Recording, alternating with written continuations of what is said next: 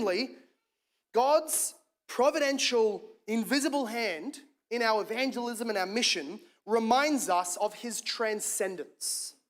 Is a theological word, transcendence, meaning his otherness, his glory, his holiness, his being above and beyond every conception, every category, every other being. He is above and he is beyond, greater than and other than, distinct from everything. Isaiah 40 verse 22. It is he who sits above the circle of the earth, and its inhabitants are like grasshoppers to him. He who stretches out the heavens like a curtain and spreads them out like a tent. 2 Chronicles chapter 2 verse 6. Who is able to build a house for him? For the heavens and the highest heavens cannot contain him. Romans 11 verse 33. Oh, the depth of the riches and wisdom and knowledge of God. How unsearchable are his judgments. How inscrutable are his ways. For who has known the mind of the Lord, or who has been his counselor? When we see him do little things like this by his providence, do things that we could not have planned, it is an instant reminder that we serve a God that is not a little petty God like other gods.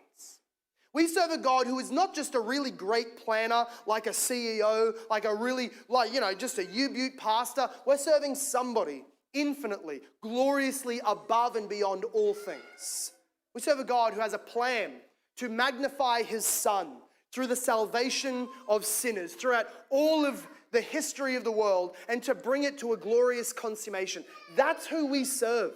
And every time something happens that you could never have planned, and the people involved could not have helped but achieve, we remember God is infinitely more gloriously powerful than us. He's transcendent.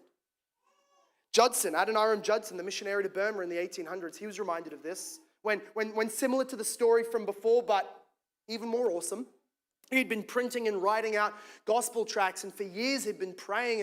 And in 1831, there came this somewhat of a precursor to real revival, where one of the great festivals that he would go and evangelize at, he started having people by the dozens and the hundreds inquire to him who had come thousands of kilometers to where he lived so that they could ask the questions that came up when they read his tract.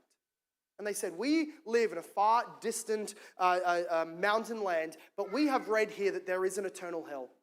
There is a God, one God, creator God, who sends people there.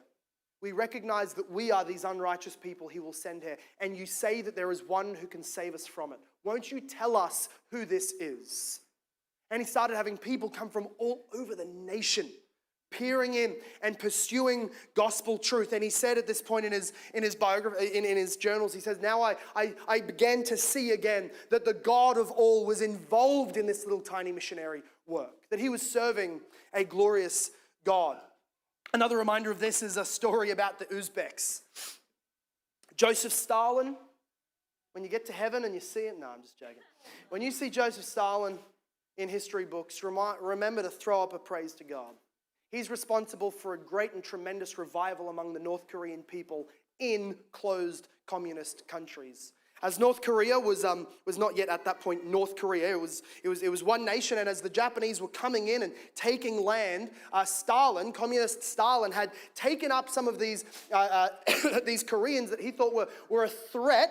They were Christians. They were a threat to his weapon building city. So he took them up out of there and he went and threw them to a country and an area among the Uzbeks that Christians had been trying to get into for decades. He just relocated them, put them off in this backwater part of his domain, and there they went, and they became vital parts of the community, these Korean Christians, being involved in every part of society, planting churches, evangelizing, seeing souls won, and a gospel revival broke out among those Koreans in the coming years that swept into the kingdom many of these unreached people group, the Uzbeks. Thank you, Joseph Stalin. Is this not a reminder that no matter how fearful, how gloriously powerful a tyrant or any power is in this world, God stands infinitely above them to achieve his gospel purposes?